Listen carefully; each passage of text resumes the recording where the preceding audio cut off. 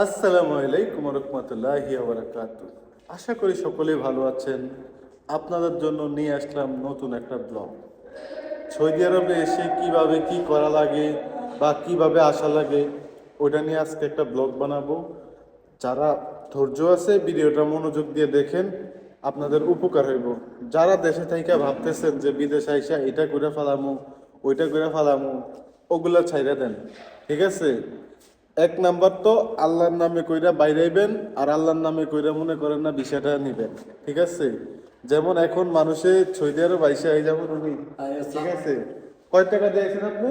আমি 7,90,000। 7,90,000। কোনো কিছু কাজ জানে না, হ্যাঁ, ইটি শুধু করে, লেবারি। শুধু লেবারি কাজ করে। ঠিক আছে, সবসময় কাজ থাকে। না, এমনকি খামসা দিয়ে বাংলা বলেন, বাংলা বাংলা আমরা নতুন আরবি জানেন করতে ও বাংলা। আচ্ছা, ও হ্যাঁ। মাফি বালে মানা আরবি صح؟ ايوه شوف هذا قصدي انا ما في بالي هذا بنغلا মালুম আদা নাফর গদিম গদিম। قديم। ঠিক আছে, তো যারা বিদেশে আসবেন হ্যাঁ, যে কোনো একটা দেখে শুনে কাজ আসবেন। শিখে আসেন। ঠিক আছে, কাজ শিখে আসবেন তো কখনোই কোনো সমস্যায় পড়বেন না। ঠিক আছে, হাতের কাজ শিখবেন, মানে বিদেশের জন্য না, এটাই তো।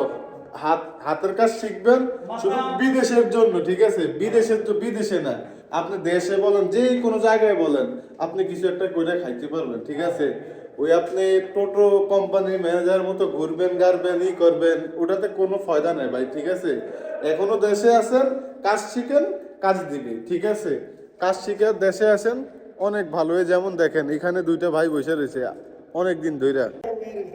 কয় লাখ টাকা খরচ করে এসে বয়ে রয়েছেন? 9,80,000। 9 লাখ না 6 লাখ? 9,80,000 6 লাখ। এই দেখেন উনি নতুন হয়েছে। আজকে কয়দিন হয়েছে আইছেন? আজকে কয়দিন হয়েছে নতুন হয়েছেন?